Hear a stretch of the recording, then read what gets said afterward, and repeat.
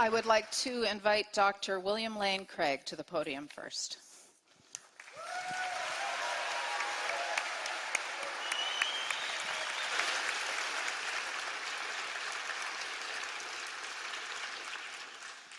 Thank you so much for coming this evening to share this special forum with us. The question, is there meaning to life, is closely connected to another equally profound question, namely, does God exist? For if God does not exist, there is no transcendent reality, and so both mankind and the universe, as a result, are inevitably doomed to death. Like all biological organisms, each of us must die. And the universe, too, faces a death of its own. Scientists tell us that the universe is expanding, and everything in it is growing further and further apart. As it does so, it grows colder, and its energy is used up. Eventually, all the stars will burn out, and all matter will collapse into dead stars and black holes. There will be no light. There will be no heat. There will be no life. Only the corpses of dead stars and galaxies, ever expanding into the endless darkness and the cold recesses of space, a universe in ruins. This is not science fiction. As unimaginable as it may seem, this will happen.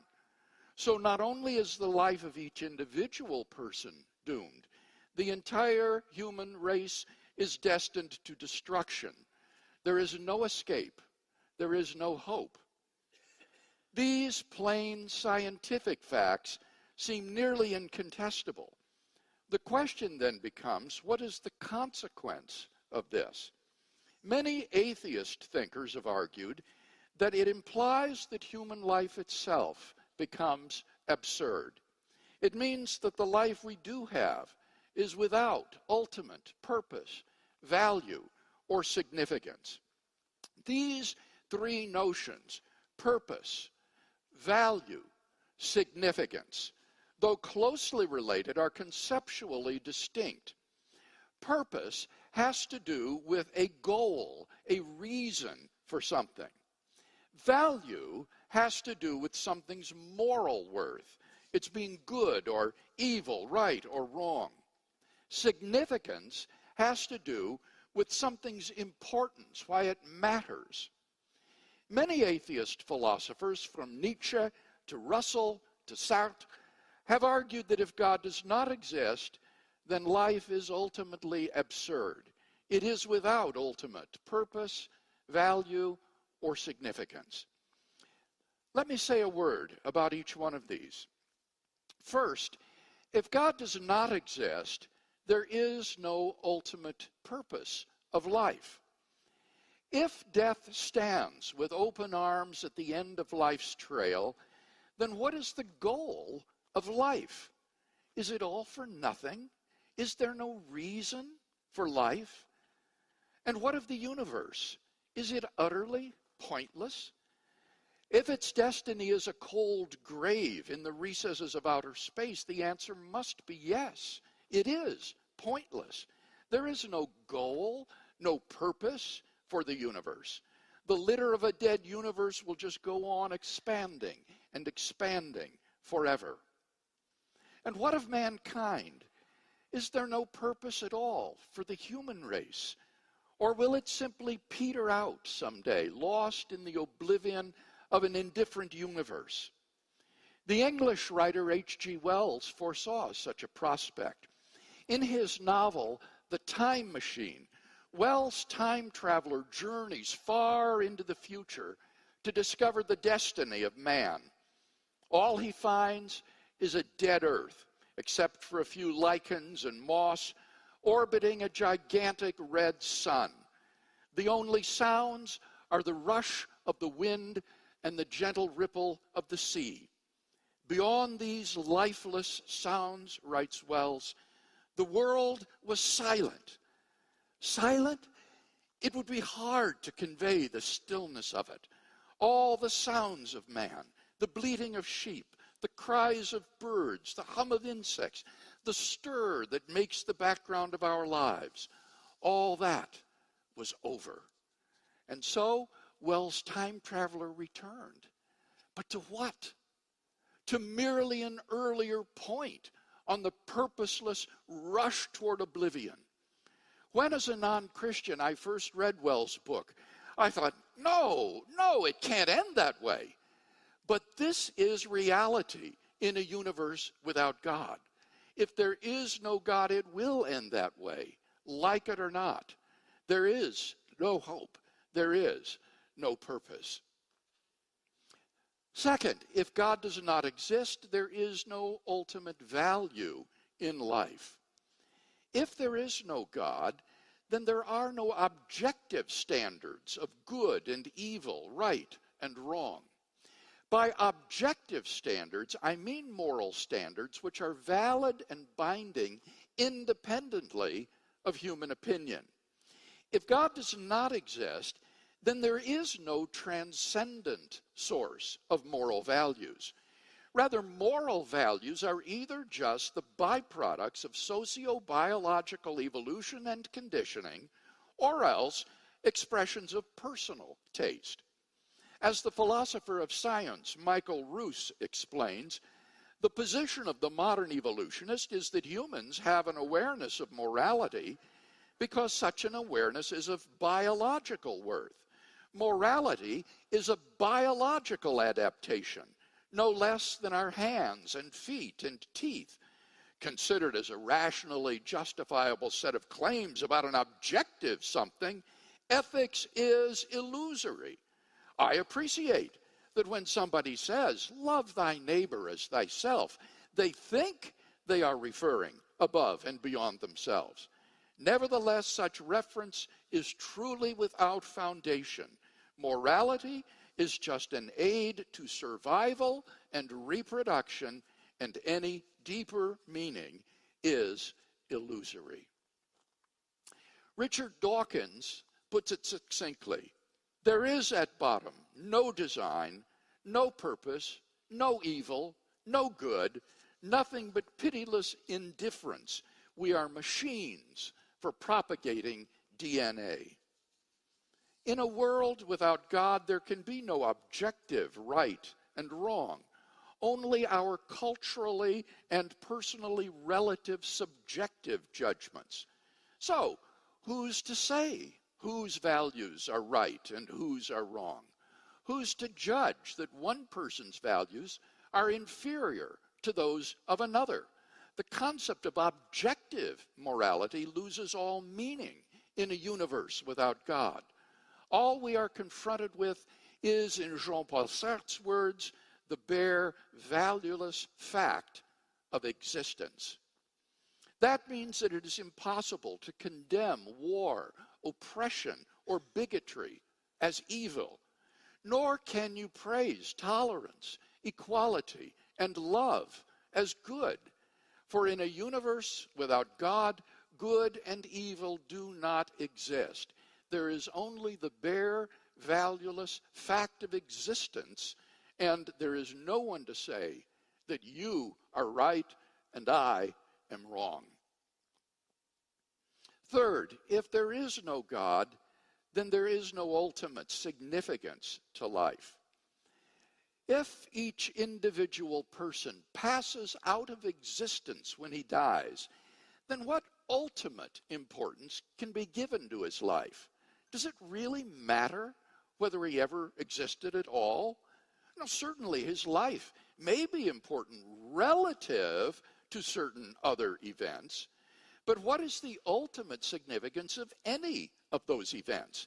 If everything is doomed to destruction, then what does it matter that you influenced anything? Ultimately, it makes no difference. The contributions of the scientist to the advance of human knowledge, the researches of the doctor to alleviate pain and suffering, the efforts of the diplomat to secure peace in the world, the sacrifices of good people everywhere to better the lot of the human race. In the end, they don't make one bit of difference. They all come to nothing. In a famous passage, the atheist philosopher Bertrand Russell lamented that man is the product of causes which had no prevision of the end they were achieving, that no fire, no heroism, no intensity of thought and feeling can preserve an individual life beyond the grave, that all the labors of the ages, all the devotion, all the inspiration, all the noonday brightness of human genius are destined to extinction in the vast death of the solar system, and that the whole temple of man's achievement must inevitably be buried beneath the debris of a universe in ruins. All these things, if quite not beyond dispute, are yet so nearly certain that no philosophy which rejects them can hope to stand. Only within the scaffolding of these truths, only on the firm foundation of unyielding despair, can the soul's habitation henceforth be safely built. Thus, on atheism, life itself becomes ultimately meaningless. If God does not exist, then life is without ultimate purpose, value, or significance. In his poem, The End of the World, the American poet Archibald MacLeish portrays life as an idiotic circus until one day the show is over. Let me read it to you now. Quite unexpectedly, as Vassereau, the armless ambidextrian, was lighting a match between his great and second toe, and Ralph the lion was engaged in biting the neck of Madame Sauceman while the drum pointed, and Teeny was about to cough in waltz time, swinging Jocko by the thumb. Quite unexpectedly, the top blew off. And there overhead, there hung over those thousands of white faces, those dazed eyes, there in the starless dark, the poise, the hover, there with vast wings across the canceled skies, there in the sudden blackness, the black pall of nothing. Nothing. Nothing. Nothing at all. This is the horror of modern man. Because he ends in nothing, he is nothing.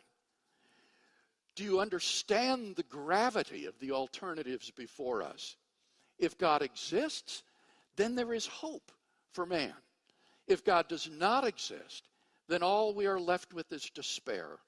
As Francis Schaeffer has aptly put it, if God is dead, then man is dead too. Unfortunately, most people do not realize this fact. They continue on as though nothing had changed. I'm reminded of Friedrich Nietzsche's story of the madman who, in the early morning hours, burst into the marketplace, lantern in hand, crying, "I seek God! I seek God!" Since many of those standing about did not believe in God, he provoked much laughter. Did God get lost? They taunted him. Or is he hiding? Or maybe he's gone on a voyage or emigrated. And thus they yelled and laughed. Then, writes Nietzsche, the madman turned in their midst and pierced them with his eyes. "Whither is God?" he cried. "I shall tell you. We have killed him. You and I, all of us are his murderers. But how have we done this? How were we able to drink up the sea? Who gave us the sponge to wipe away the entire horizon? What did we do when we unchained this earth from its sun? Whither is it moving now? Away from all suns? Are we not plunging continually, backward, sideward, forward, in all directions? Is there any up or down left? Are we not straying as through an infinite nothing? Do we not feel the breath of empty space? Has it not become colder? Is not night and more night coming on all the while? Must not lanterns be lit in the morning? Do we not hear anything yet of the noise of the gravediggers who are burying God? God is dead, and we have killed him. How shall we, the murderers of all murderers, comfort ourselves? The crowd stared at the madman in silence and astonishment. At last, he dashed his lantern to the ground. I have come too early, he said. This tremendous event is still on its way. It has not yet reached the ears of men. People did not yet truly comprehend the consequences of what they had done in killing God.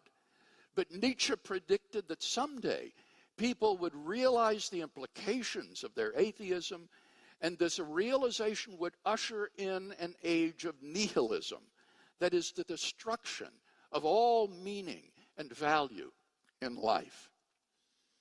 I find that most people still do not reflect upon the consequences of atheism, and so, like the crowd in the marketplace, go unknowingly on their way. A few years ago, a Toronto-based free thought organization bought bus ads that proclaimed, "There probably is no God. Now stop worrying and enjoy your life." According to a spokesman for the group, they wanted something happy, something bright. I wonder what Friedrich Nietzsche would have thought of those ads.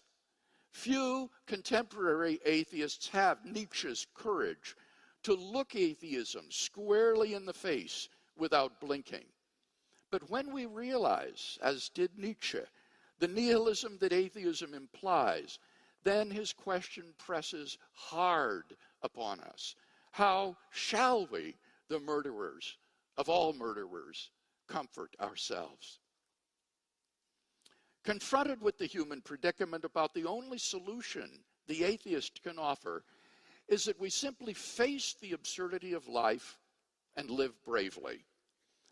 The fundamental problem with this solution, however, is that it's impossible to live consistently and happily within the framework of such a worldview. If you live consistently, you will not be happy. If you live happily, it is only because you are not consistent. Francis Schaeffer has explained this point well. Modern man, says Schaeffer, lives in a two-story universe. In the lower story is the finite world without God. Here, life is absurd, as we have seen. In the upper story are meaning, value, and purpose. Now, modern man lives in the lower story because he believes there is no God. But he cannot live happily in such an absurd world. Therefore, he continually makes leaps of faith into the upper story to affirm meaning, value, and purpose, even though he has no right to, since he does not believe in God. While giving lip service to atheism, the atheist lives as though life were important, as though it really mattered what he does and thinks, as though certain things were really right and wrong, and so is outraged at the injustices of this world, and acts as though his petty projects and plans really were significant. The human predicament is thus truly terrible. The atheistic worldview is insufficient to maintain a happy and consistent life. Man cannot live consistently and happily as though life were ultimately without purpose, value, or significance. If we try to live consistently within the framework of the atheistic worldview, we shall find ourselves profoundly unhappy. If instead we manage to live happily, it is only by giving the lie to our worldview. Atheism, therefore, cannot support a happy and consistent life. But if atheism fails in this regard, what about Christian theism? According to the biblical worldview, God does exist, and life does not end at the grave. God has created us for a purpose, to know him and enjoy him forever. God himself who transcends socially relative mores, is the objective standard of moral principles and goodness, and his commandments are the source of our objective moral duties. Because we shall live forever, the decisions and actions we take in this life are imbued with an eternal significance that lasts beyond the grave.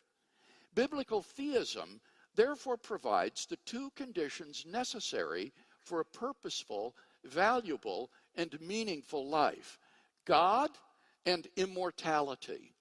Because of this, we can live consistently and happily within the framework of such a worldview. Thus, biblical theism succeeds precisely where atheism breaks down. Now, I would be the first to say that none of this proves that God exists. Even if atheism is unlivable, it may still be true. But in tonight's dialogue, we've not been asked to discuss whether God exists or not. I've written extensively on that question elsewhere. Tonight, we've been asked to discuss, is there meaning to life? On this score, there need be no dispute between the theist and the atheist. Indeed, it has been the atheists themselves, as we have seen, who have given the most poignant analyses of the human predicament. Let them speak for themselves. Without God, they tell us, life becomes absurd, for it is without ultimate purpose, value, or significance. I agree. But I would add one thing. We've seen that if God does not exist, then life is futile. If God does exist, then life is meaningful. Only the second of these two alternatives enables us to live consistently and happily.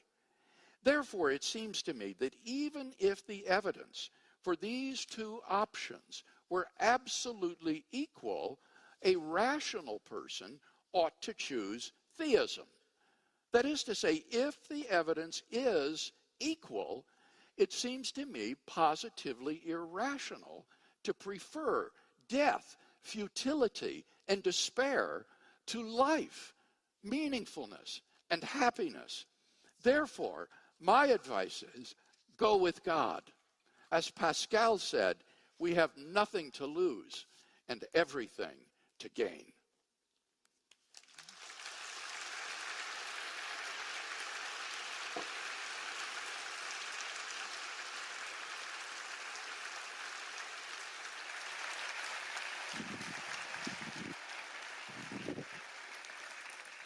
Thank you, Dr. Craig. We now welcome Dr. Neuberger Goldstein.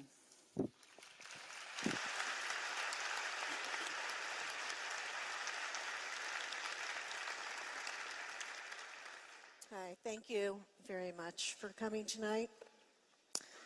This is one of those rare occasions when I'm going to speak in public to a room full of strangers in a personal way, which isn't easy for me,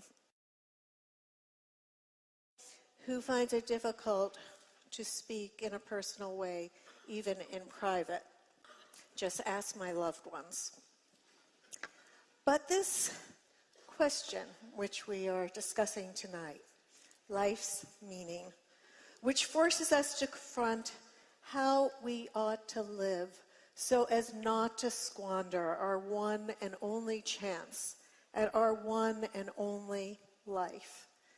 This question is, for me, as it is for each of you, personal.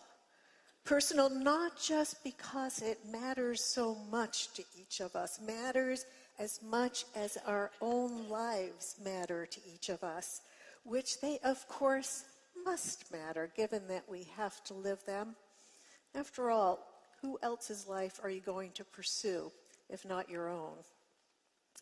But also personal, in the sense that how you approach this question, how you make sense of it, and perhaps resolve it, or perhaps don't resolve it, draws on the deepest aspects of who you are as an individual, your particular passions and interests and talents and culture and temperament and character, as well as on what your view of reality is. Your view of reality in the grandest sense. The answers you give, no matter how tentative, to the questions that philosophers call metaphysical. Is there a God? Are there immaterial souls? Is there an afterlife? Have we free will? A person's metaphysics is going to affect your thinking about life's meaning, which is why the sponsors of tonight's event so wisely invited 3 speakers with disparate metaphysical outlooks to address this question, and I'm very honored to be one of them. Because of the weight that I give to individual variability in determining approaches to this question of the meaningful life, I don't believe that there does exist one definitive answer to tonight's question, the meaning of life, definite article firmly in place. My meaningful life may not be right for you. I suspect for many of you that is true. To begin with, it may not be right for you because you disagree with my metaphysical outlook. So then, what is my metaphysical outlook? In a word, I'm a naturalist in the philosophical sense, in the metaphysical sense. I don't think that anything supernatural exists. And by the supernatural, I mean anything that is not subject to the laws of nature. My naturalism is inconsistent with a transcendent God, immaterial souls, and afterlife. Another way of putting naturalism is that I believe we humans are part of the rest of nature. I'm not interested, at least not tonight, in arguing for my naturalism, nor in going into how it differs from scientism, to which I don't subscribe. Nor am I interested in going into the personal story as to why I, who happen to have been born into a profoundly religious family and who strictly adhered to its very demanding tenets for most of my decades, finally abandoned it for naturalism. I'll simply tell you that it wasn't undertaken lightly. Rather, what I am interested in discussing is how the metaphysical stance of naturalism, which might strike you as a severely disadvantaged vantage point for contemplating a meaningful life, isn't.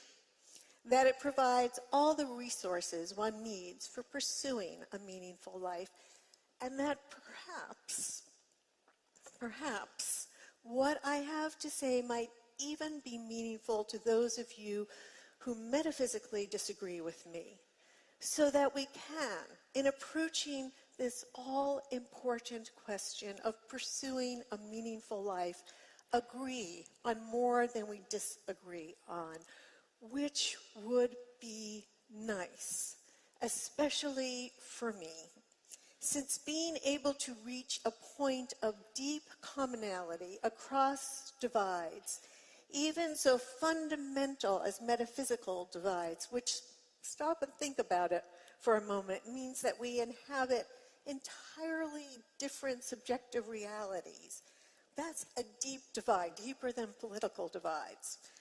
To nevertheless reach commonality in virtue of our shared humanity across so deep a divide is, for me, one of the main goals of my pursuing a meaningful life. I wouldn't be so bold as to universalize this goal of mine and say it's necessary for any meaningful life, but it does happen to be necessary for mine, which explains a lot about why I'm standing here tonight talking in a way that I'm not comfortable talking before a room full of strangers.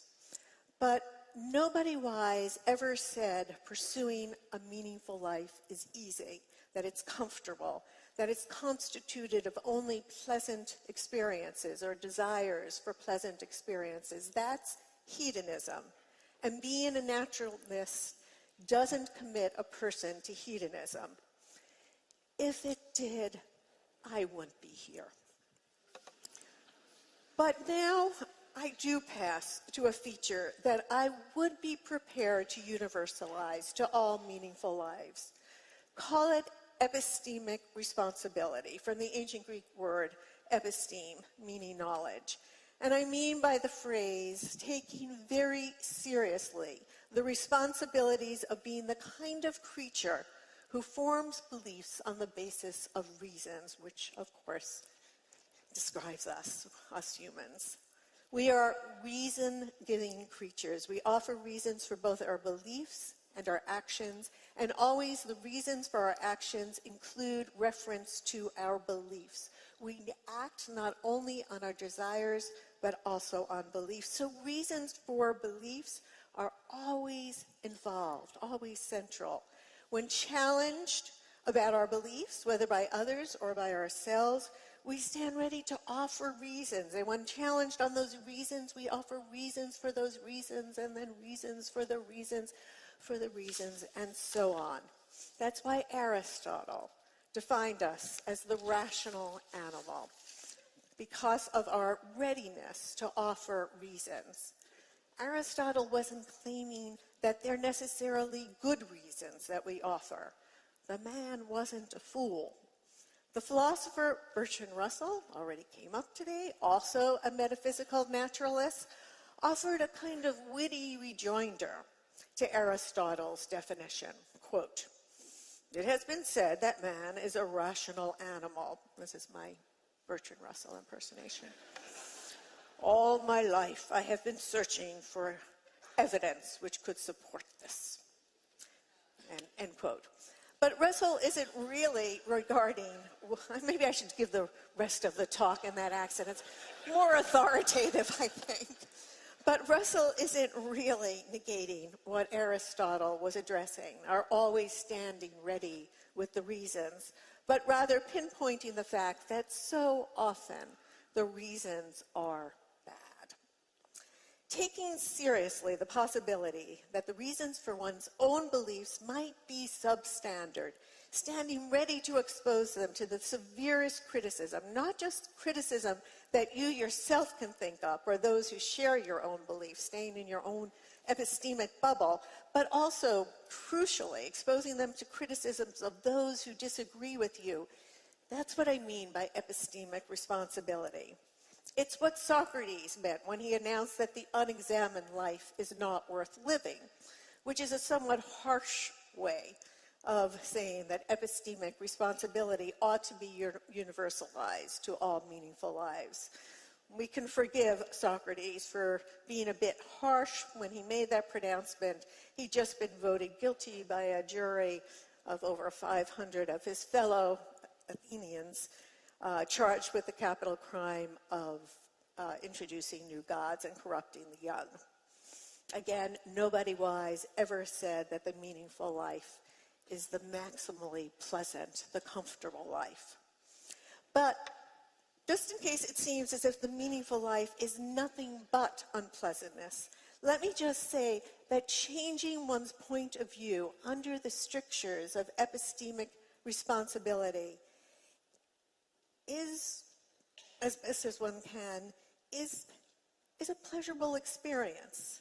There is pleasure in the sense that one is seeing more objectively than one had before, that one is making progress in understanding, discarding more narrow, contingent perspectives. It feels expansive. The philosopher Baruch Spinoza, also a metaphysical naturalist, whose own religious community excommunicated him at the age of 23, argued that the experience of expanding one's viewpoint under the strictures of epistemic responsibility beats out all other pleasures, including riches and fame and sensual delights, that it alone provides us, quote, continuous, supreme, and unending happiness, unquote. But whether pleasurable or not, we all want to live a meaningful life because our lives matter to us. This is not a matter of argument. This is a an immediate fact. Of course I matter to me, because I am me. In fact, Spinoza, in his concept of conatas, made this first-person, self-referential kind of mattering, I matter to me, the very essence of our individual identities. What am I? I am the thing who doesn't have to offer any reasons to explain or justify why the survival and flourishing of one Rebecca Neuberger Goldstein matters to that thing. But it's also true of us, universally true, that we have a will to matter that extends beyond the first-person, self-referential type of mattering. The will to matter, the profound longing not to be as nothing. Is there any will deeper than that in us humans? It's deeper even than the will to survive. We don't want to live when we become convinced that we don't, that we can't, that we will never matter. Those are the words of clinical depression. In fact, the website in the U.S. for suicide prevention is called You Matter. We no sooner discover that we are than we want that which we are to matter. We are creatures of matter who long to matter. And I don't think that we can discuss the meaningful life without addressing this profoundest of our longings. A meaningful life has got, in some way, to satisfy the will to matter. Let me just explicate what I don't mean to imply by speaking of the will to matter. First of all, by the will to matter, I don't mean the will to matter more than others matter. Though for many people, competitive mattering, being richer, smarter, taller, more powerful, better looking, more stylish, more athletic, more talented, more original, more pious, more whatever, is the only kind of mattering they can contemplate. Such people are often quite unpleasant to be around. It seems to me, if I can get political for one moment, that we've got a stunning specimen in the current president of the United States of America. Is Donald J. Trump living a meaningful life in his endless pursuit of competitive mattering?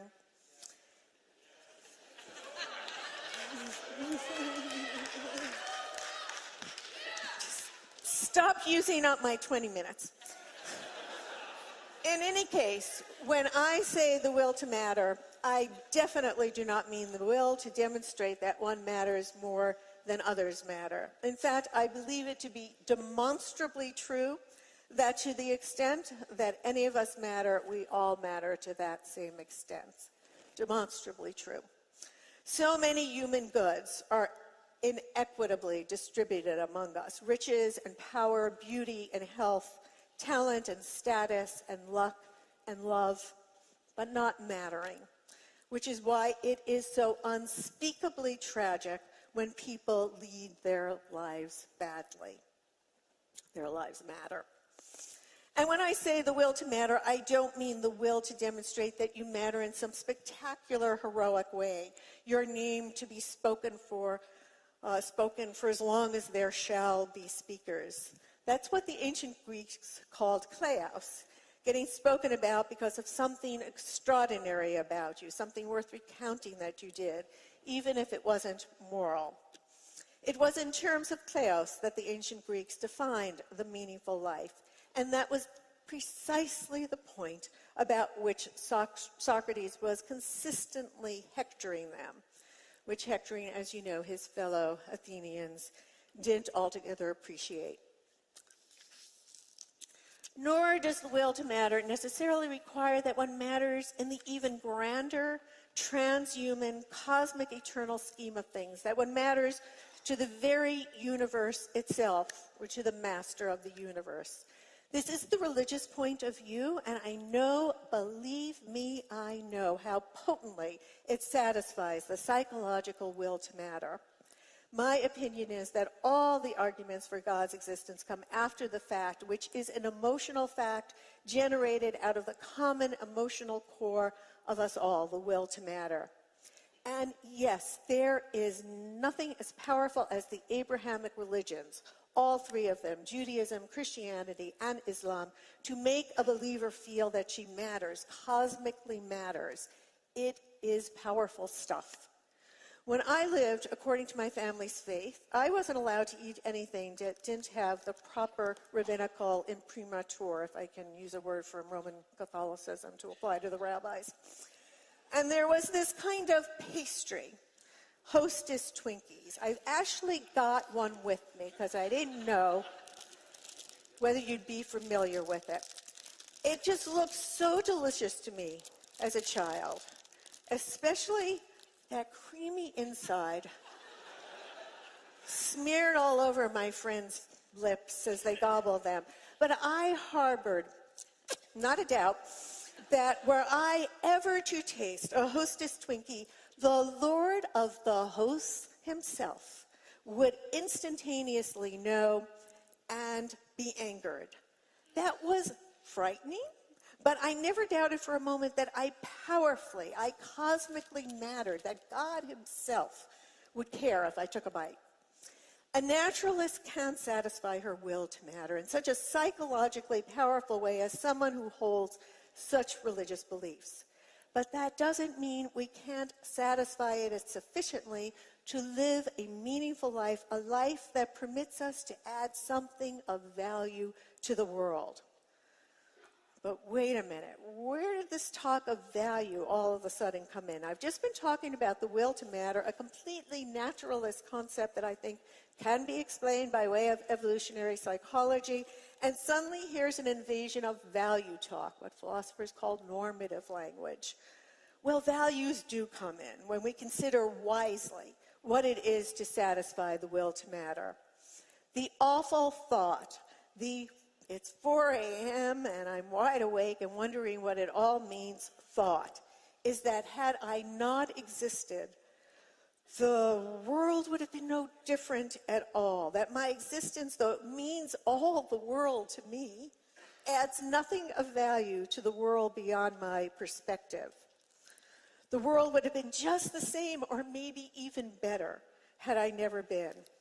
To live a meaningful life is to live so as to expunge this 4 a.m. thought. Here is where the individual variability that I spoke about before comes in. A person's talents, commitments, temperament, culture, character yield what the 20th century philosopher Bernard Williams, also a metaphysical naturalist, had called projects, including a person's ground projects, quote, providing the motive force which propels him into the future and gives him, in a sense, a reason for living. There is tremendous variety between us in what our ground projects are. The full spread of human diversity and ingenuity is on display in the ground projects devised to confront the will to power. And it includes the heights of our human achievements, creations in the arts, discoveries in the sciences, improvements in forms of government, as well as the depths of injustice and cruelty. There is, within the full range of our ground projects, both darkness and light. A ground project that successfully ministers to the will to matter may not add up to a meaningful life. Certainly not if it comes at the expense of epistemic responsibility, nor if it crucially depends for its success on undermining others' sense of mattering, which is a hallmark of viciously false ideologies.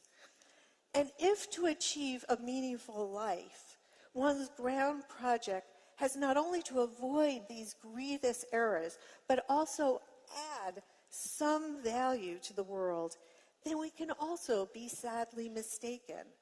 thinking we're adding positive value to the world when, alas, we're not.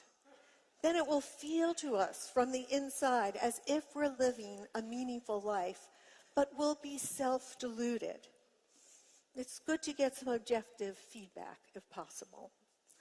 I've shared with you that my ground project crucially involves reaching across the deepest divides so as to touch on the even deeper commonalities between us in virtue of our common humanity. Whether I've succeeded here tonight, that goal isn't for me to say, but rather for you. But of course, I hope I have, and I thank you humbly for giving me the opportunity.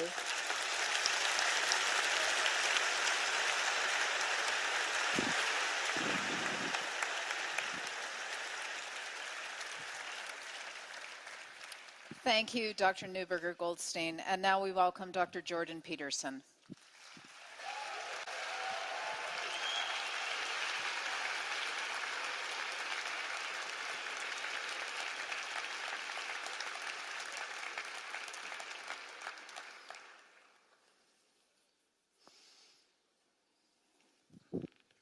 One of the things that's really struck me about intellectual life is how often we get the questions wrong.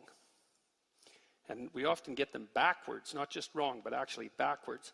So as a clinical psychologist, I've often treated people with anxiety, and people wonder practically, individually, clinically, why are people anxious? And I think, that's a completely ridiculous question. The reasons for anxiety are starkly self-evident. What I wonder is, why aren't people terrified out of their skulls so badly every second of their life that they can't even move? Yeah, and you all laugh because you understand that. It's like anxiety, that's no mystery. It's like brief spells of calm, that's a mystery. Okay, and a client will come to me and say, well, I'm procrastinating. Why do I procrastinate? It's like, no, that's a stupid question. It's easy just to sit there and do nothing. What's the mystery is why you ever get up and do anything difficult at all. Procrastination is the default. And psychologists ask, doctors ask, well, why do people take cocaine? It's like, no, it's it's the wrong question. The right question is, why not, like an addicted rat, don't you just take cocaine all the time until you die? That's the question. And this question about meaning is like that too. Is there meaning in life? That's a stupid question. And I'm serious about that. That's not a question you ever ask yourself if you're in pain, right? Because when you're in pain, you know that life has a meaning. It's the pain. And you can't argue yourself out of that meaning. And so, when we're asking whether or not life has meaning, that isn't what we mean. What we mean is, in the face of life's pain and suffering, does life have any positive meaning? And that is not the same question. Now, I'm going to leave that aside for a minute, and I'm going to tell you a little story. It's a little experiment. I remember in 1989, when the Berlin Wall fell down, there was a great celebration in Berlin, and the Berlin Philharmonic Orchestra played a part in it, and they came out to a section of the wall that had been knocked down, where there was a huge crowd, and played Beethoven's Ninth. And I remember watching that, the great third movement, the triumphant third movement. And it was so wonderful to see everyone there and hear this orchestra playing those unbelievably remarkable notes in triumph that this horror show had finally come to a halt. You can imagine someone critically minded and rational at an event like that, standing behind you as you're listening to the great strains of that symphony manifest themselves, tap you on the shoulder and say, well, you know, that symphony is going to end. What makes you think it has any meaning at all? It's like, well, how do you respond to something like that? You say, you should reconsider the way you're looking at the world there, buddy. Because that's just not the right answer. It's just not the right question. It's like, the symphony has no meaning because it ends. Well, you're not paying attention to what's going on, if that's the way you think. Or maybe you're thinking too much. Yes, you're thinking too much and not paying enough attention. But it's more serious than that. And this ties in the issue of pain. Say, what does it all matter if in 10 billion years the earth is going to fall into, or the sun is going to expand and consume the earth? What difference does it make? And I would say, well, is that kind of answer you're going to give to a child that's in pain? That's your answer? It's like, hey, you've got the flu, you're anxious, you're having a nightmare, you're in terrible pain, but in 10 million years, who the hell is going to know the difference? Yeah, right, no kidding. It's like, you don't... If the question is, if that response is absurd in that situation, then it's an absurd response. The mere fact that you can come up with a time frame across which your current activity is meaningless only means that you're capable of playing with meanings across time frames. It doesn't mean anything at all about meaning, as far as I can tell. Is it absolutely obligatory that everything that's meaningful has to be significant in some unimaginable distant future? Why is that the hallmark? Why wouldn't you just say, well, here's an idea. Why don't you stop conceptualizing your life across time frames that takes all the positive meaning out of them? How would that be for a suggestion? Maybe the fact that posing the question in that way makes you feel miserable and wretched and futile is an indication that there's something wrong with posing the question in that manner. And you might say, well, there's nothing wrong with posing questions. And I would say, well, that brings us back to the child in pain problem. Sometimes there is a problem with posing questions in a certain way. And what difference is it going to make in 10 million years is not a sufficient response to someone who's suffering. And then you might say, well, we could expand that idea even. We could play with that idea of suffering. We could say, well, maybe it's a child in Auschwitz, you know? And the suffering isn't merely a consequence of an illness. Not that that's trivial. But the suffering is the consequence of conscious malevolence. How about that?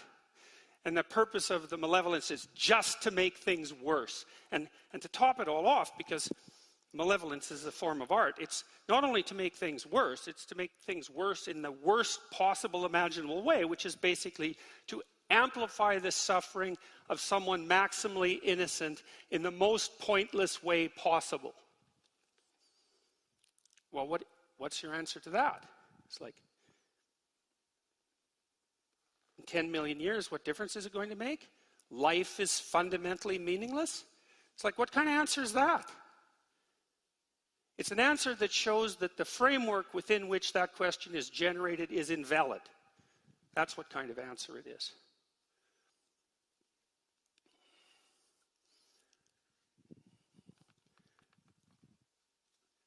I realized a while back that I had gone through a process when I was in my 20s that was akin to something Descartes did. I'm not trying to compare myself to Descartes. But he was trying to look for something that he couldn't doubt. And the consequence of his search was, I think, therefore I am. Which I don't think is exactly a good translation of what Descartes meant. I think he meant something more like, I can't dispute the reality of my own consciousness. Something like that. And that's good. That isn't where I got to in my contemplations. I was looking for something that I regarded as incontrovertible. And I was fortunate at that time because I was reading Alexander Solzhenitsyn, and Solzhenitsyn wrote the Gulag Archipelago, among many other things. And the Gulag Archipelago is a description of the absolute catastrophes of the Soviet state and the entanglement of the individual psyches of the Soviet citizens in that catastrophe, their descent into deceit and cruelty, deceit, resentment, and cruelty. And Solzhenitsyn said in the Gulag Archipelago that he thought the Nuremberg trials were the most important event of the 20th century. And the reason he said that was because the Nuremberg judgment, for better or worse, was that there were some acts that were so viciously brutal that there was no excuse whatsoever for engaging in them, no matter who you were or what your culture was or what your rationale was. And so for Solzhenitsyn, the Nuremberg trials established what you might describe as the transcendent reality of evil. And that's an unbelievably useful thing. It's akin to this idea of suffering, in my estimation, and because, well, it's the child in Auschwitz problem. It's that you need an answer to the problem posed by the suffering of innocence as a consequence of malevolence. You say that's evil, the conscious exaggeration of unnecessary suffering. And that gives you a vantage point. That's wrong. Whatever it is, that's wrong. Well, then you have a place to stand. You can say, oh, okay, now I know that there's something that's wrong. In a non-trivial way, in a way that can't be just dispensed with rational objections that emerge as a consequence of contemplation of the boundedness of life. Those answers aren't serious enough to address the issue. Well, so I thought, okay, well, I found something that I can grip onto or stand on without dispute. There are acts that are unquestionably evil. And that means that there are acts that are unquestionably good. Now, it doesn't mean that we know what they are, right? Because just because you know one pole of something doesn't necessarily mean you know the other.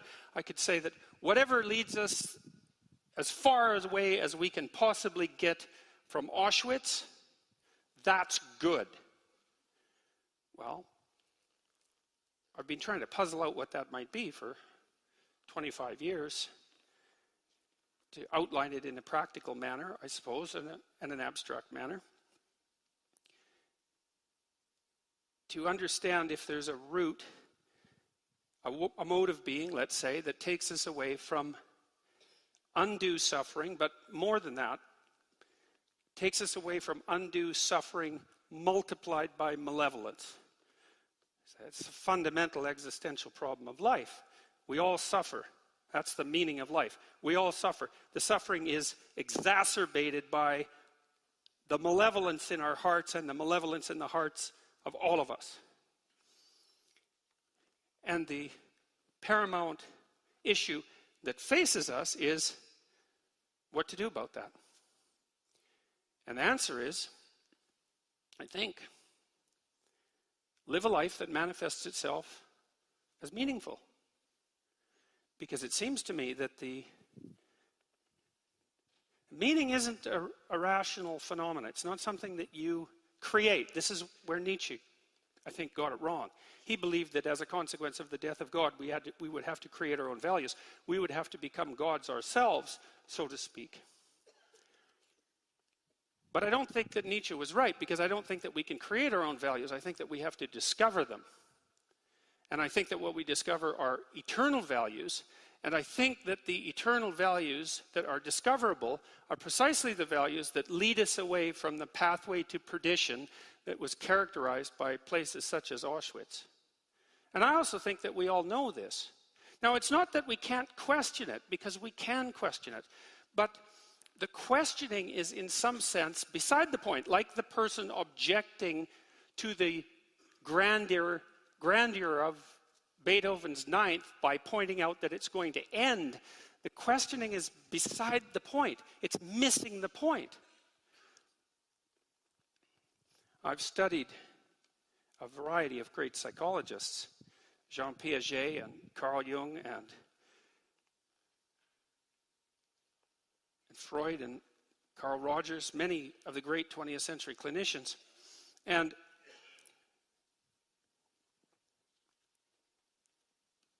my sense is that along with the biologists and the evolutionary psychologists, that we're starting to map out the pathway that might be the opposite of the catastrophic mode of being that leads us into pits of hell like Auschwitz. And that there's something genuinely real about it. Like, seriously real. Metaphorically real and literally real, both at the same time. That the instinct to meaning that you experience, for example, when you listen to something great, that experience of meaning that overcomes you, isn't some epiphenomena. It's not some mere reflection of some more fundamental process, but that which is more fundamental than anything else.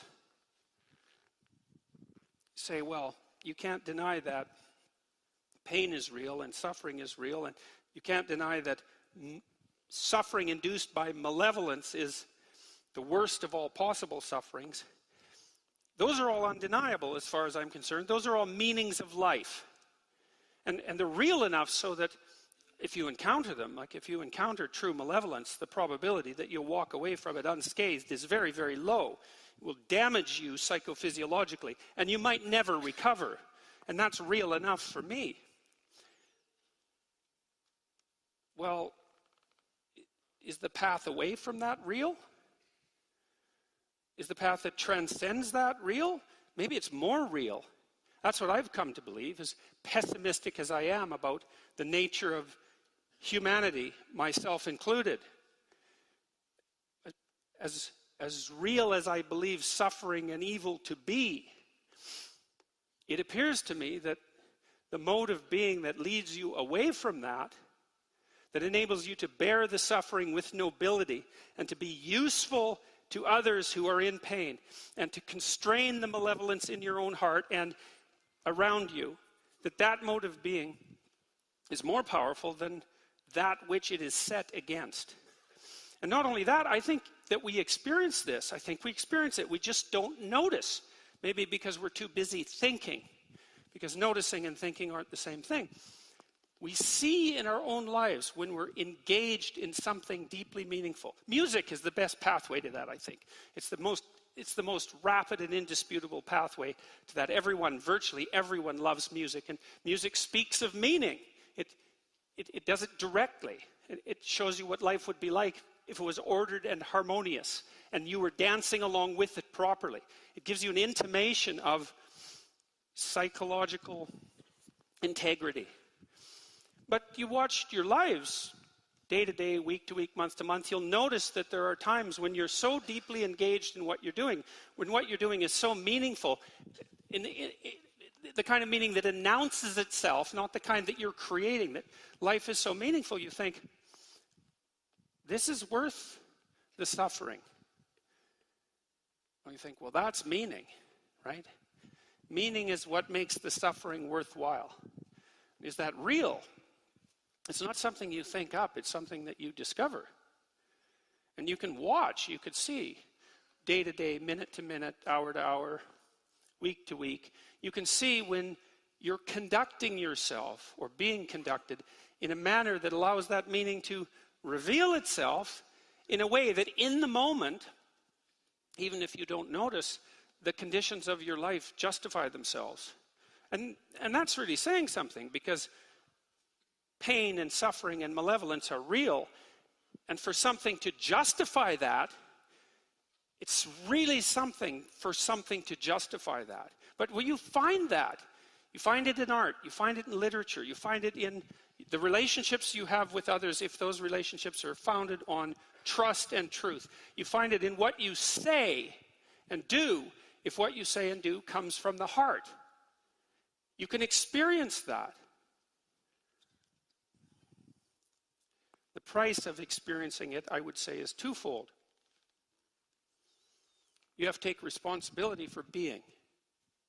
You have to do that voluntarily, and that means that you have to take responsibility for the suffering of being and accept it and work to ameliorate it. And you have to do that voluntarily, and that's a barrier. I think very frequently that arguments like, well, what difference is it going to make 10 million years in the future, aren't hyper-rational objections to the nature of being itself, but hyper-rationalistic excuses for failing to bear the responsibility of living properly moment to moment and hour to hour.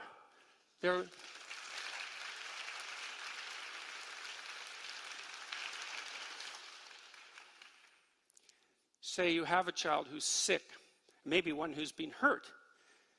You say, well, what do you say or do in the face of that? Well, you say, hey, kid, I'm here with you. I'm here beside you. It matters what's happening to you. And we're going to do everything we possibly can to get through this together. And if you're lucky, you get a hug as a consequence of that. And you think, if you don't think that's meaningful, man, there's something wrong with your soul. And answer, what the hell difference is it going to make in 10 million years? That's the devil himself speaking. Oh, that's good enough. So, thank you.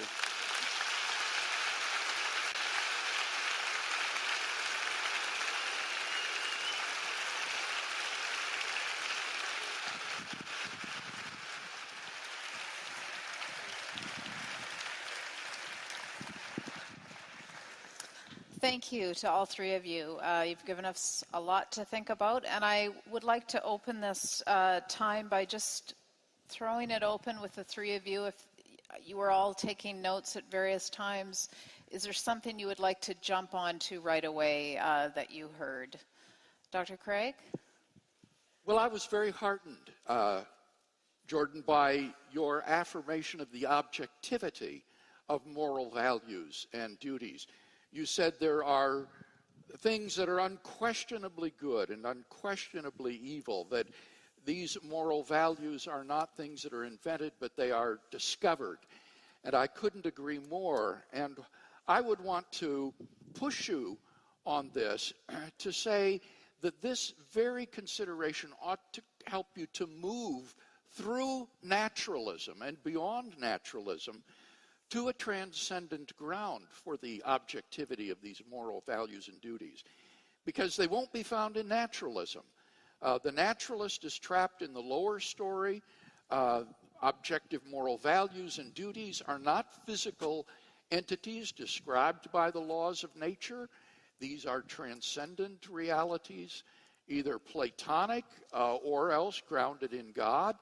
And therefore, the very affirmation of the objectivity of moral values and duties that was so strong throughout your talk, which I so appreciate. It's anti-relativistic, it's objectivistic.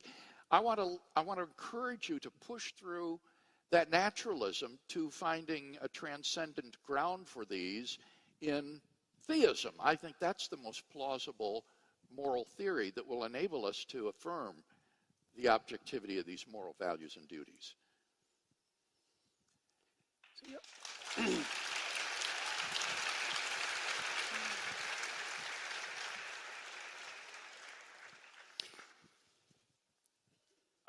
I've tried to work out the sorts of ideas that I portrayed in this talk today within a naturalistic framework as much as possible.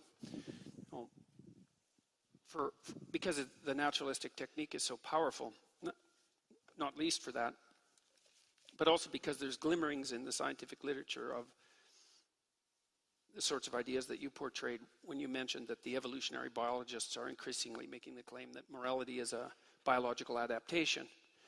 And I think you can make a very strong case for that, a much stronger case than has actually been made so far.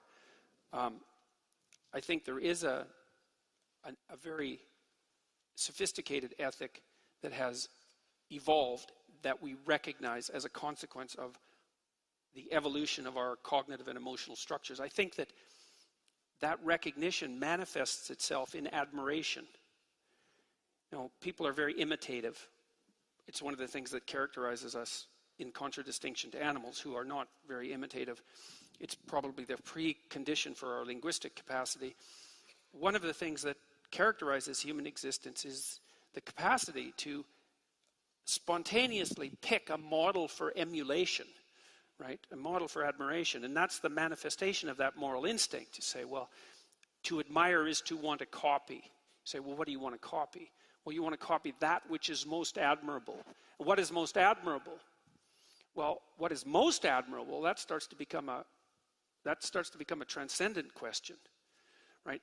You can imagine that the local examples of what's admirable, they're right in front of you, and they're concrete and tangible. But to abstract out from that which is admirable in and of itself is simultaneously to construct something like the representation of a transcendent good. And that's, to some degree, how religious conceptions emerge from their underlying biological substrate. Now, you might say, well, that's merely reducing the religious conceptualization, the religious abstraction of what's good, to the biological substrate. And I think you can read it that way, but I don't think that that necessarily indicates what it is. I think that the entire process of evolution is somehow shaping itself around maybe Platonic ideas, something like that, some transcendent good. And that it's a mistake to assume that just because you can make an association between the transcendent abstract good and the process of evolution, that one is necessarily reducible to another. It isn't the way reality works. To commit the genetic fallacy, to try to say that because one's moral beliefs originated through such a biological evolutionary process, that therefore they are explained away and have no objective validity. That just is to commit a genetic fallacy. I think partly what happens too is that you at that level of analysis, you have to start questioning your initial presumptions, like the idea that the most true truth is objective, because I'm not sure it is. I don't think we understand what constitutes truth very well. And there's the truth that you act out, as well as the truth that tells you what the world is made of. And those aren't necessarily the same thing. And so things get very murky at that level of abstraction. But one thing I have learned from attempting to reduce religious preconceptions to their biological substrate is that there's always something left over that you haven't explained. And it's not something trivial, because every time I look into what's left over, it turns out to be unutterably deep. And I get rid of some more of it, and the rest becomes unutterably deep. And so, yeah. Well. Okay. Thank you. Dr. Goldstein? Yeah. I believe just as strongly in objective moral truths. And I do, in fact, I completely reject your argument that it requires either a grounding in God or in some sort of Platonic ideals. There is an ancient argument, it goes back to Plato, from Plato's Euthyphro, that tries to argue that, quite in my book successfully argues, that the addition of God really doesn't help with grounding morality. And this is Socrates asked a priest, Euthyphro, of the ancient Athenian religion, tell me, what is it that makes something good? And Euthyphro answered that God loves it. It's God's attitude, or the God's attitude, that makes it good.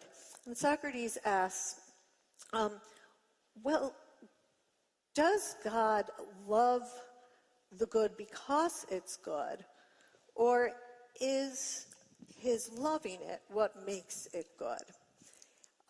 If it's the first, that God loves giving to the vulnerable, to the victims, to the orphan, to the widow, because it's good, then there is something independent in virtue of which God loves these actions that makes them good, and that constitutes the reason for the goodness. If God hates genocide and loves charity, then there is a reason in virtue of which God has these moral attitudes.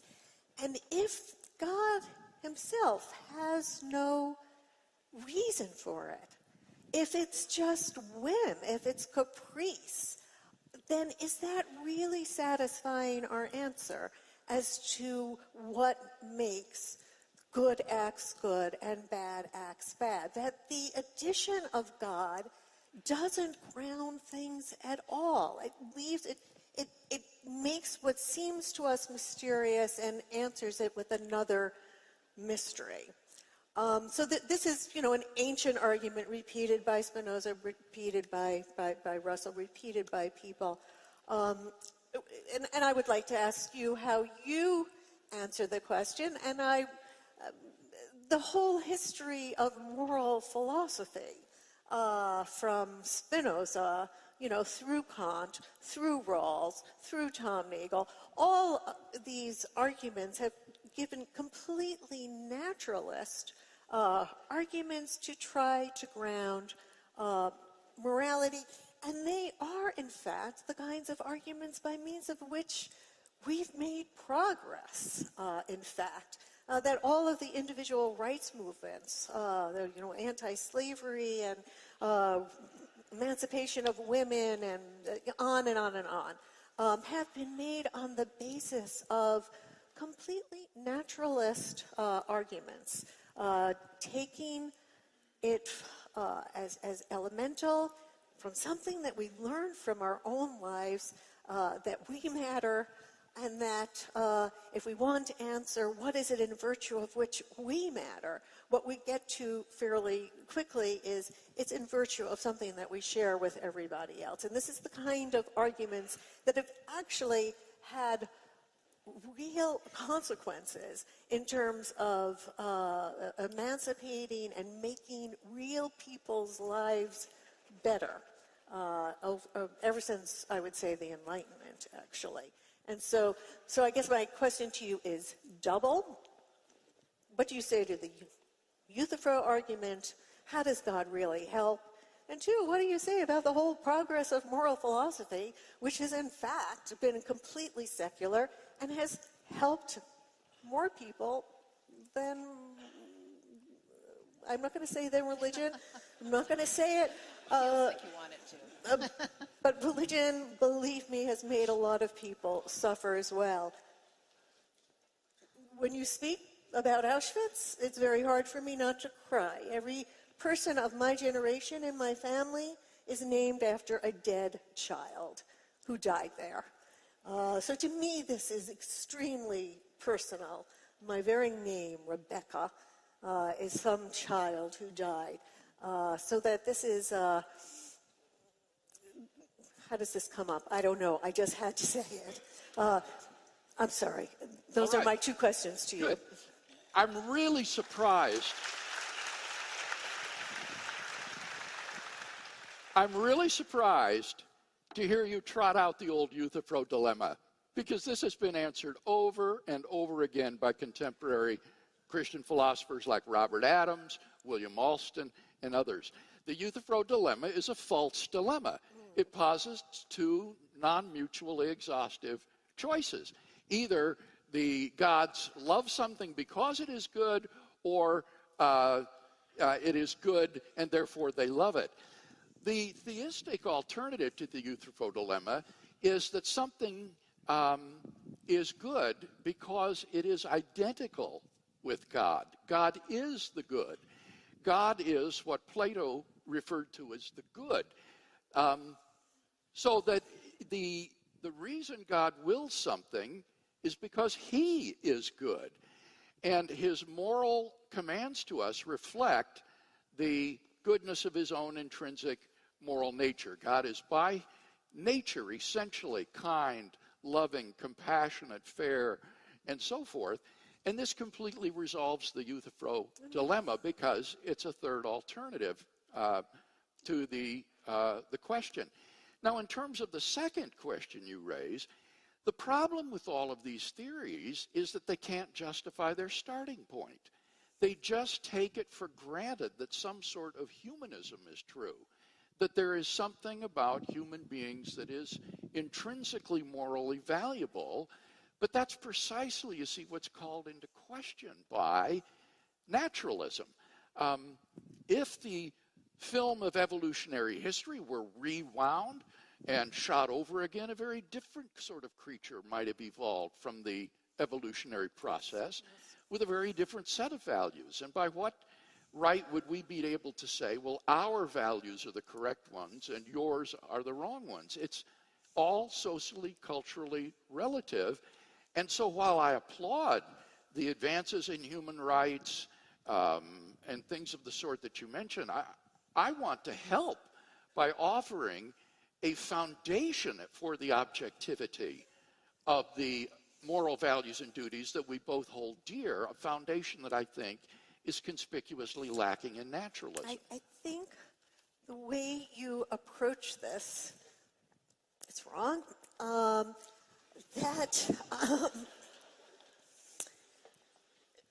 There is a kind of transcendental argument, meaning,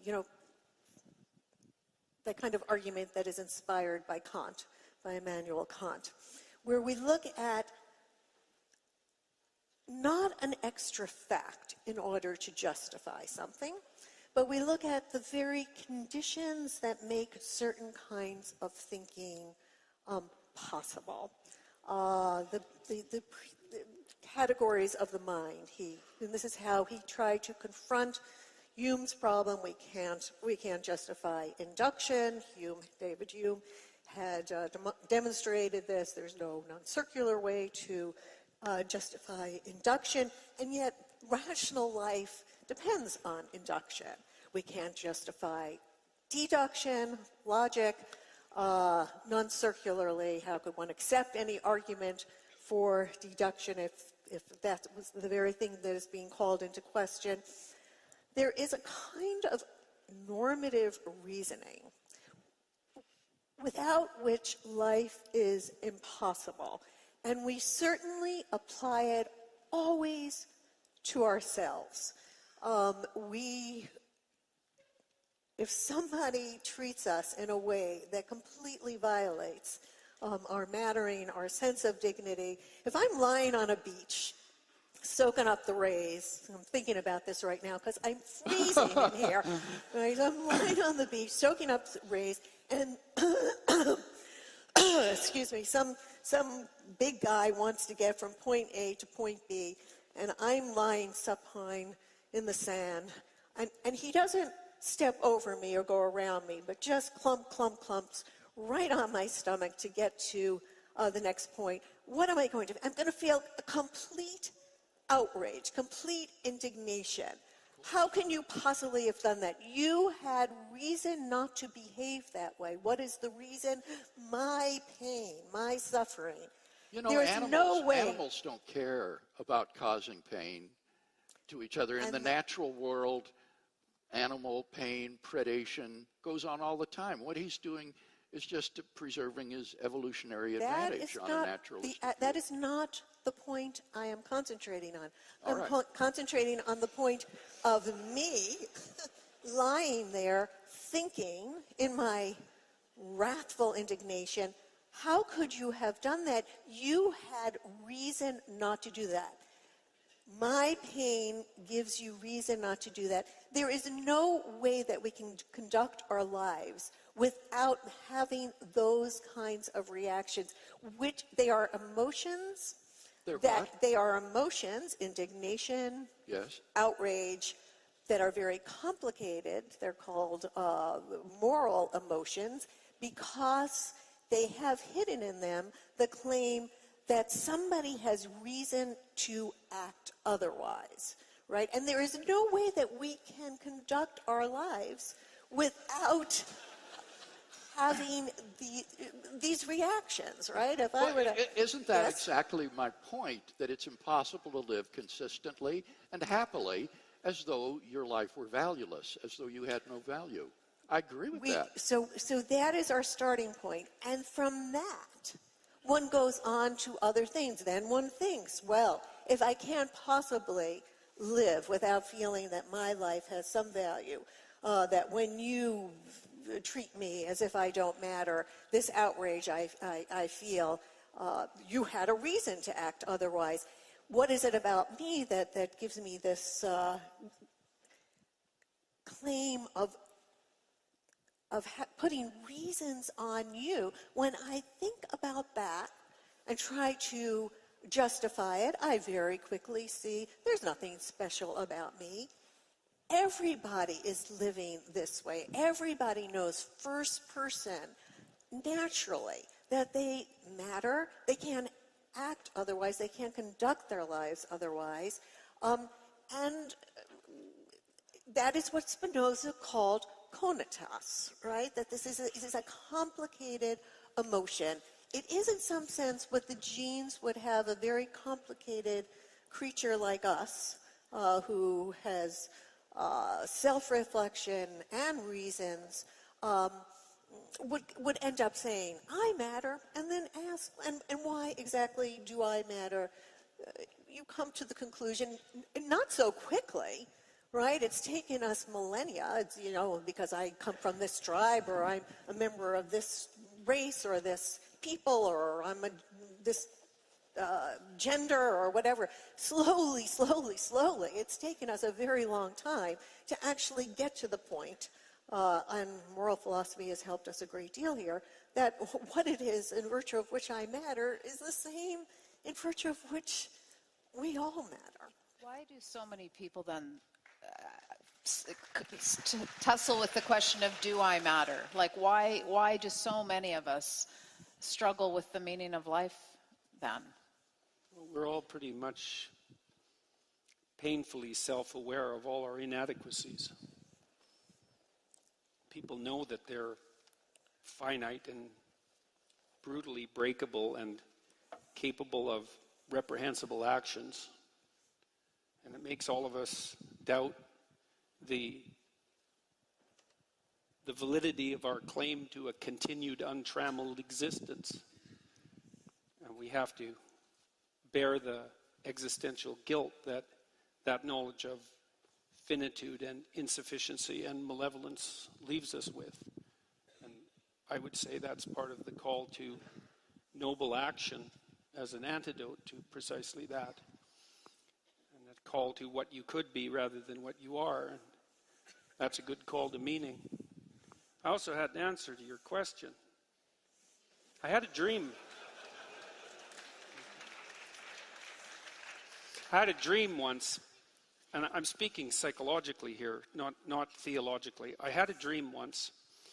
I was in the cemetery of an old church, an old cathedral, surrounded by the graves, and there were indentations in the grounds where all the graves were, and all of a sudden the graves started to open, and it was a graveyard where great people, great men of the past had been buried, and so grave opened and an armed king stood up, and then another grave opened and another armed king stood up, and this happened all around me, and these were very formidable figures, right? They were the great heroes of the past, and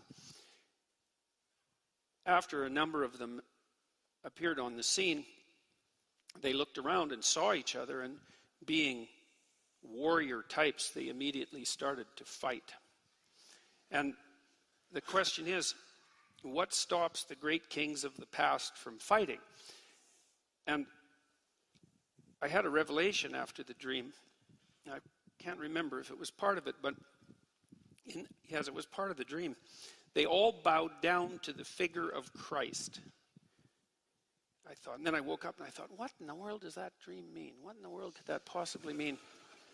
And then I understood it. I understood that if you have 20 kings, let's say, and you took the thing that was most king-like about each of them, and then you combined it into a single figure, then you'd get a single figure of transcendent heroism, of transcendent good. And it's a tenet of the Jungian school of psychology, let's say, that that figure of transcendent good is symbolized by the image of Christ. And the purpose of that image is so that even the tyrannical king has someone to bend his knee to. And that's absolutely vital. I mean, you don't have to approach it from a religious perspective, although you inevitably do, because when you speak of things at this level, that's what happens. But you need an image of the transcendent embodied good to serve as something that unites the great tyrants of the past. It's something like that. It's an emergent vision of embodied unity. And it's a psychological necessity. It's a sociological necessity. And I think it bears very strongly on your question about why is it that people matter. It's the classic Western answer to that, the Judeo-Christian answer to that, is because you have a spark of divinity within you, and that divinity is a reflection of this transcendent good. And it's obligatory for me to recognize that in you, and vice versa, if we're going to inhabit the same territory without mayhem, peacefully and with the ability to cooperate. Now, you might say, well, the mere fact that a transcendent image is necessary as a uniting figure doesn't prove the reality of that image. But I would say, well, yes, but it doesn't disprove it, and it strongly hints at something more profound, especially when you also ally it with the observation that the encounter with something truly admirable produces the instinct of awe. And that's not a rational instinct, it's an irrational instinct, but it's a marker that you're in the presence of something greater than yourself. And it's not something that you have voluntary control over. It's something that overtakes you. And it could easily be a reflection of the truth.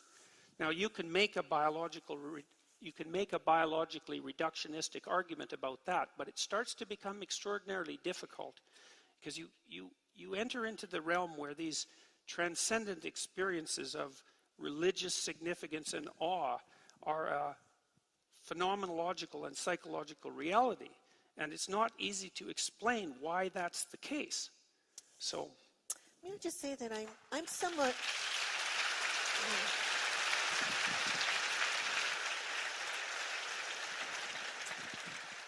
I am somewhat suspicious of the transcendent. Some things that make us feel part of something you think that greater. What makes people matter is transcendent. You said that already. No. No. I did not. No. I said I was using a transcendental kind of argument, a la Kant. That is transcendental. This is not. This is different from transcendence. Well, no, if it's the same for everyone, it's transcendent because it transcends the individual. If there's something about every individual that matters, then human it's transcendent. nature is transcendent, right? Because that's fine with me. That's fine with me too. Okay, that's good with me. There's a vocabulary confusion here that needs to be cleared up. You're talking about a transcendent reality beyond the natural realm. Rebecca doesn't believe in such a reality. She says everything is confined to the laws of nature and things subject to that. But she's using the word transcendental, a transcendental argument like Kant, where in order to justify, for example, reasoning, you show that without the assumption of reasoning, you couldn't even deny the validity of reasoning. It's almost kind of pulling it up by your bootstraps sort of argument. That's what you're talking about, right? It creates the very conditions for coherence in our life.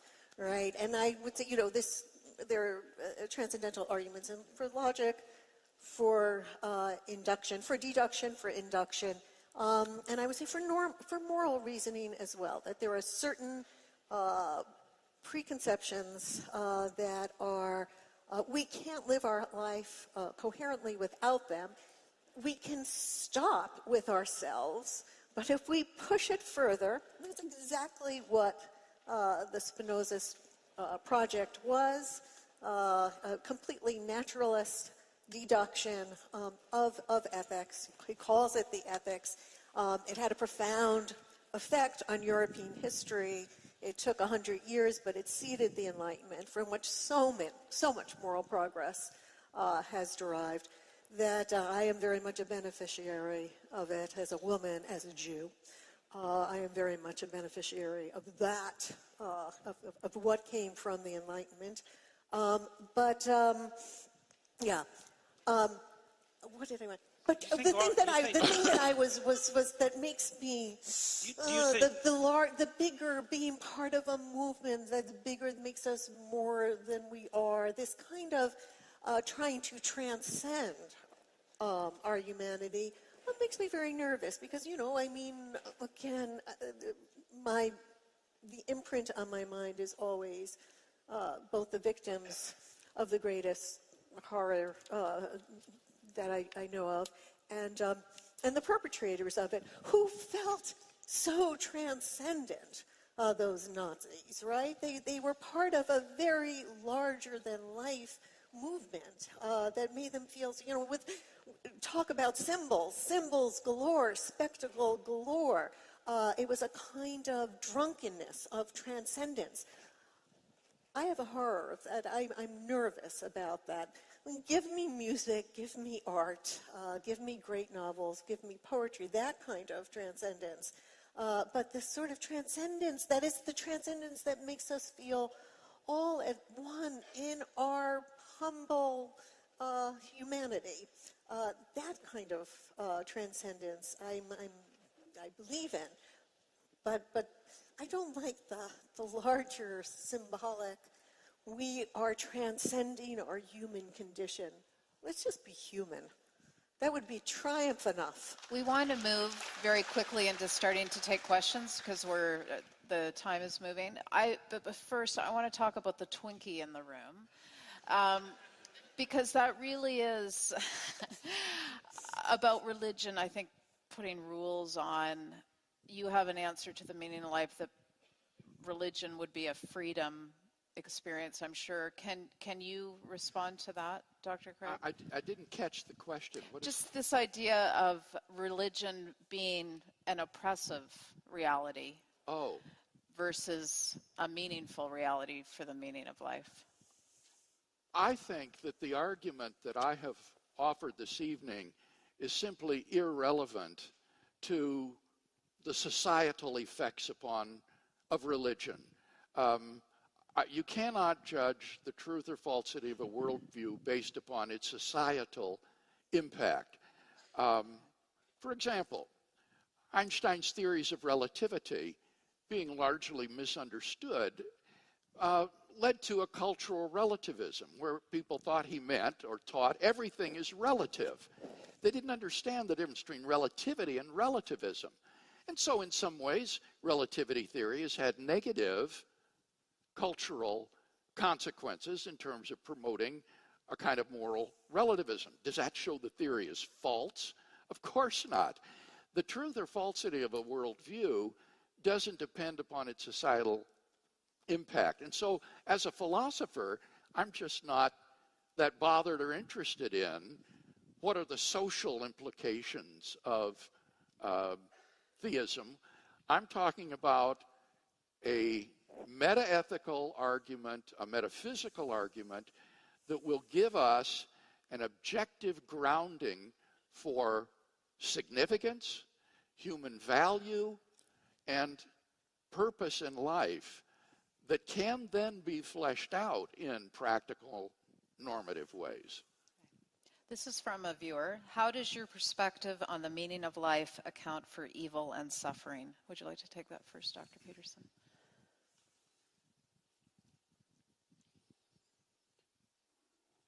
Well,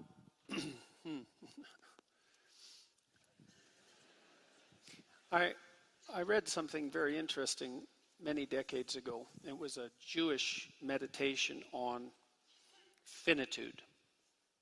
And it was presented in what you might describe as a Jewish Zen koan. There aren't that many of those. So here was the question. What does a being who's omniscient, omnipresent, and omnipotent lack? So those are the three classical attributes of God. And the answer was limitation. And that was the reason for the creation of man. That there's something about limitation that the absolute lacks.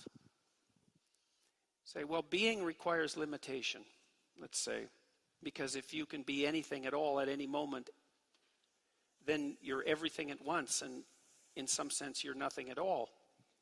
We're in this situation. Our being is defined by our limitations, and that produces suffering. The question is whether there is a mode of being that justifies the suffering. That's the fundamental religious question. And I think that the answer to that is yes. So being requires limitation. Limitation necessitates suffering, but there are modes of being that allow you to transcend the suffering. That's the hope. And then with regards to evil, it seems to me, I have to speak metaphysically or theologically here, that a universe without the possibility of evil is also one without the possibility of good. And I would say that if human beings conducted themselves properly, we could have a universe where free choice was the rule. We were free to choose evil, but there would be no evil because we would choose good. And I think that we should be very careful at laying the existence of evil at the feet of the Creator without looking to our own role in producing it. So that's my answer to that question. Dr. Craig, would you like to? Okay.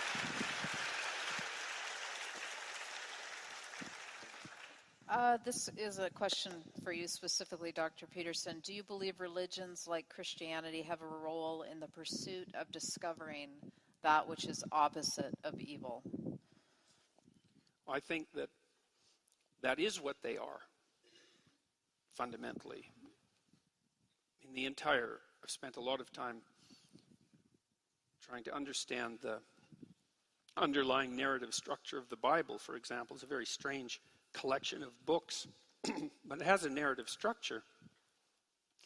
And the narrative structure is something like, well, people fell into history when they became self-conscious. And because they were self-conscious, conscious of their own limitations, conscious of suffering itself, they were also able to become and motivated to become resentful and cruel and bitter and homicidal and genocidal. And that's, I suppose, in some sense, the genesis of evil.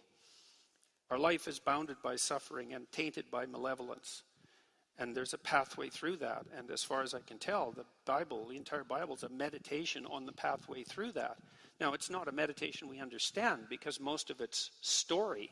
It's embedded in stories. And stories are the way that we transmit information that we don't yet understand.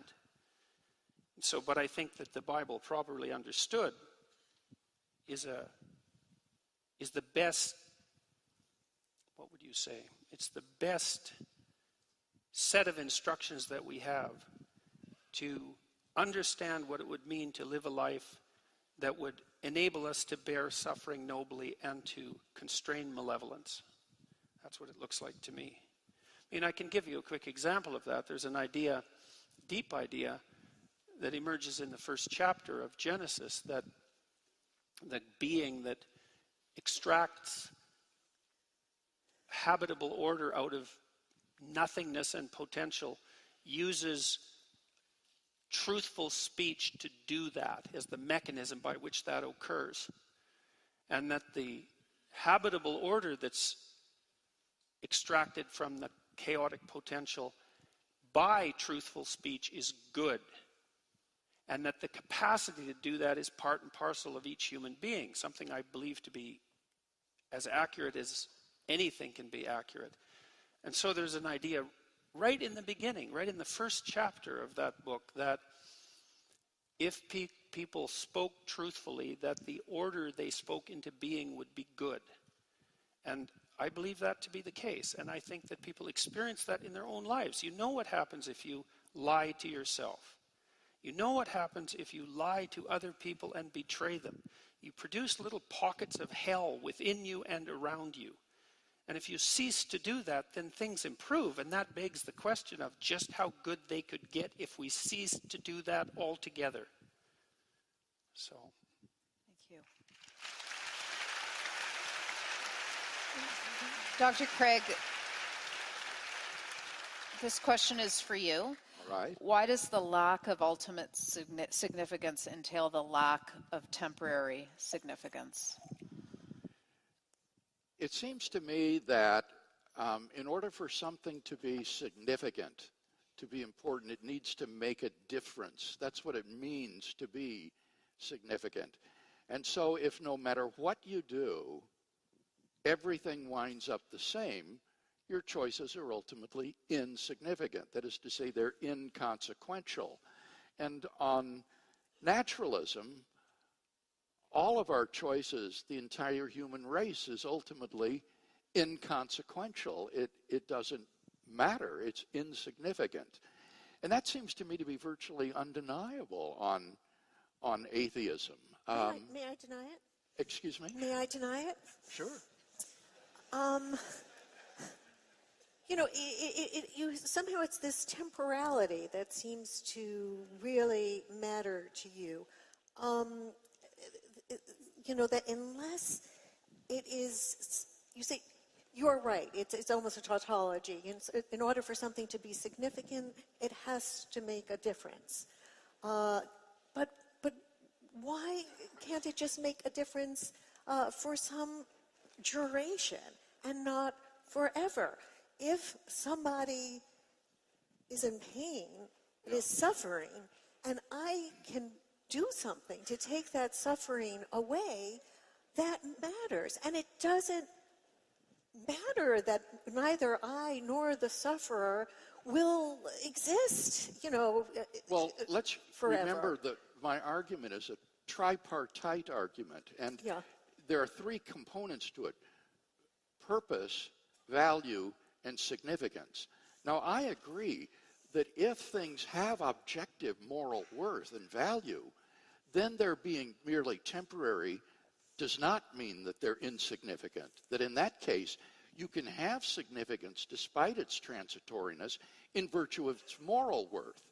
But my argument is that in the absence of God, there isn't any objective foundation for the affirmation of objective moral values and duties. These are simply illusions fobbed off on us by the socio-biological evolutionary process.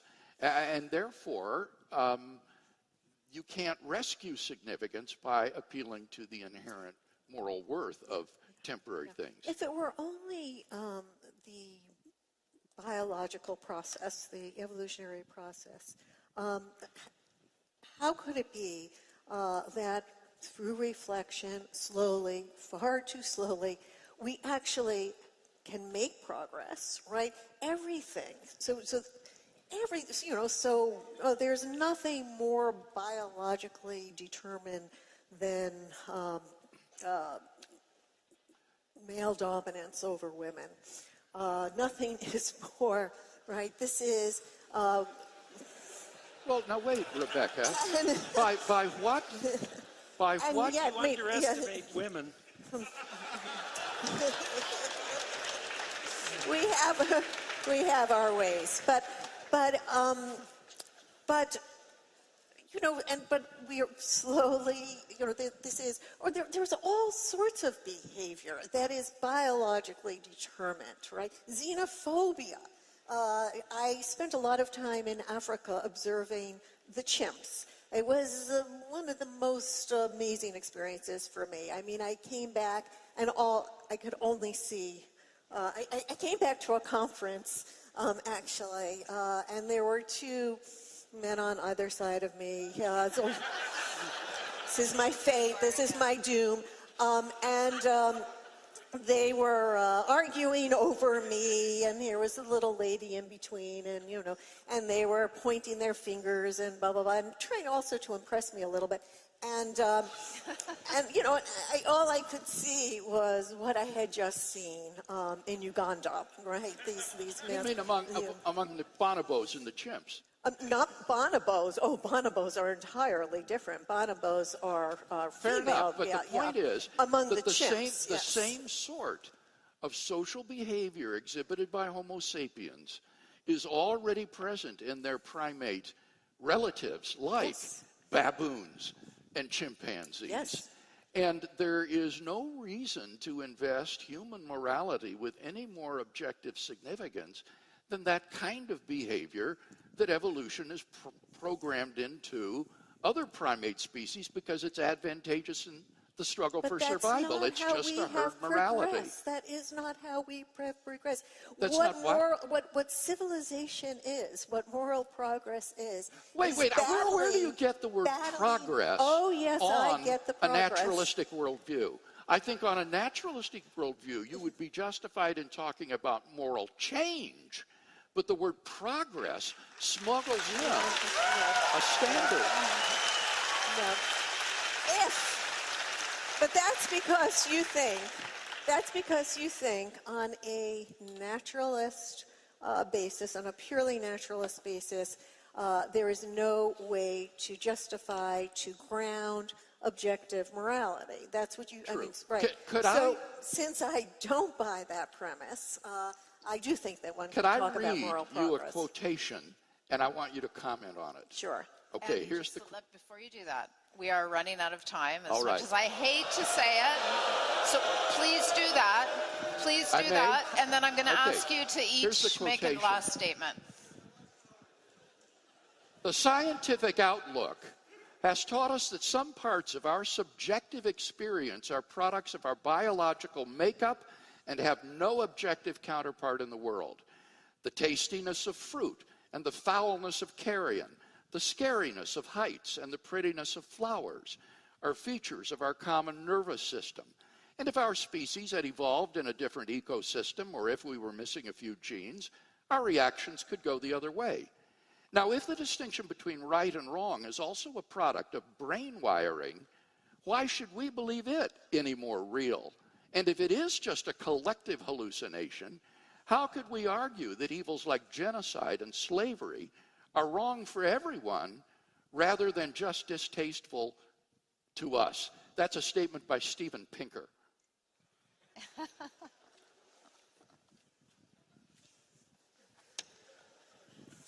Well,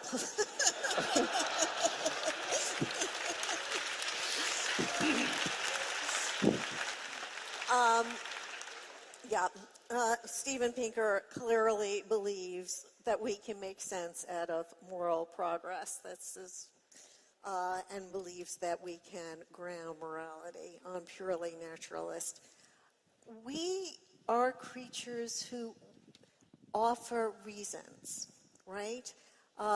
We offer reasons. We reflect upon reasons. We reflect upon our own reactions. Certain of our reactions are biologically determined, but we reflect on them.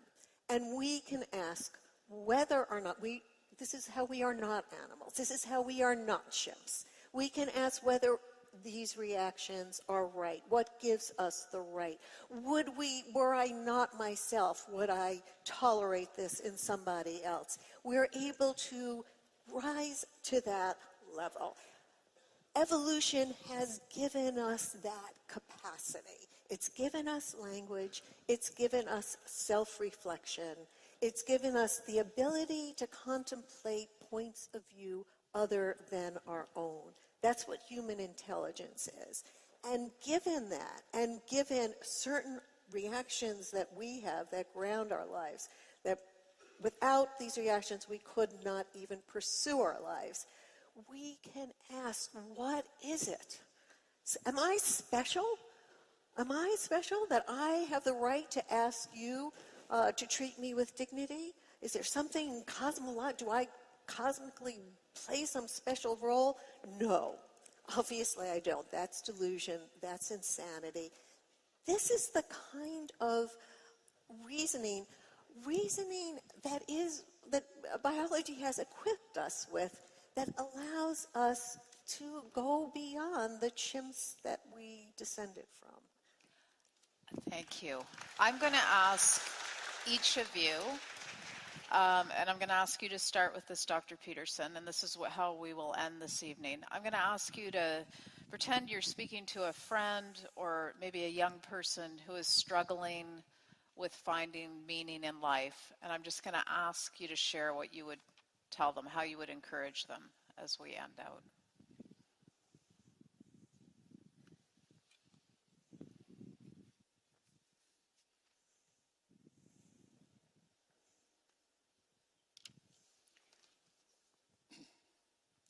So I've been working on trying to get these words right, these particular words for the last couple of weeks, and it's a good answer maybe to the question.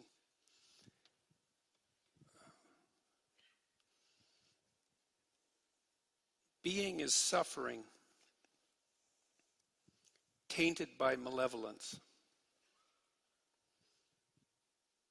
And so what's the meaning? There's pain to alleviate. There's chaos to confront.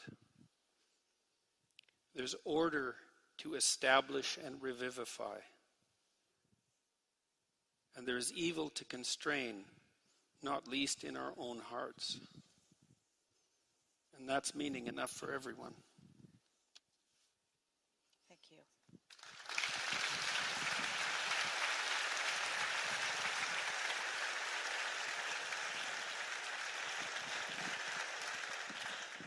Dr. Newberger-Goldstein?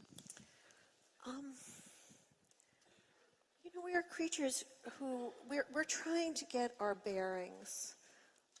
This is, I think, something very, very deep about us. We come into this world, we want to know what it is, where are we, what are we, and what are we supposed to do with whatever it is that we are. We are creatures who are trying to get our bearings.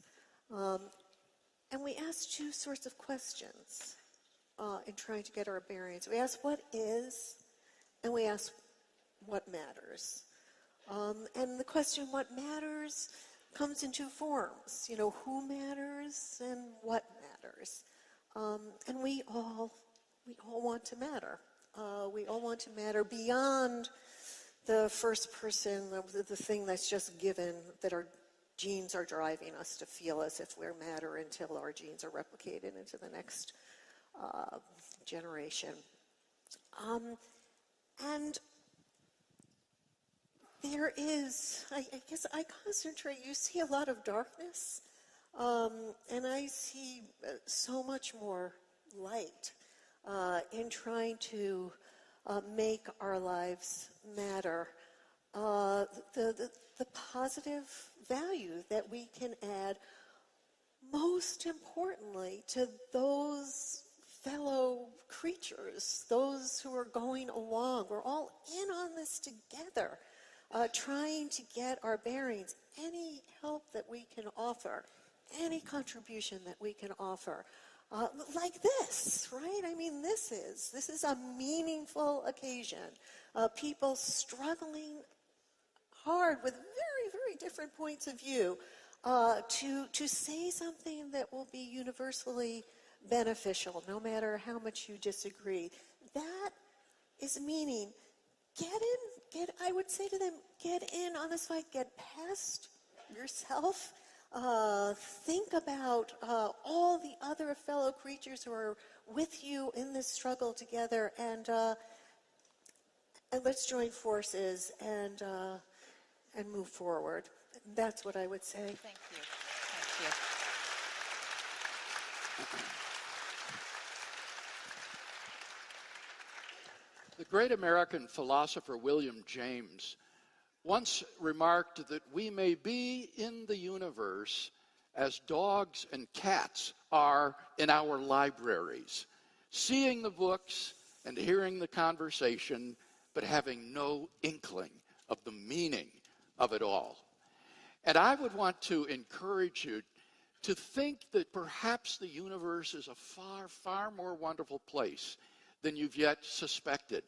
That there may be a transcendent, personal God who created the universe and you with a goal in mind to know him and enjoy him in a personal love relationship forever. You find yourself now alienated from this being of perfect goodness and love due to the moral evil that has been so poignantly described tonight. But there's forgiveness and cleansing available if you will but avail yourself of it. And so I would encourage you to do what I did as a teenager seeking for the meaning and purpose of my life. Pick up a New Testament and begin to read it and ask yourself, could this really be true? Could there really be a God who loves me and who has sent his Son, Jesus Christ, to redeem me that I might know him forever? I believe that if you'll do that, it could change your life in the same way that it changed mine.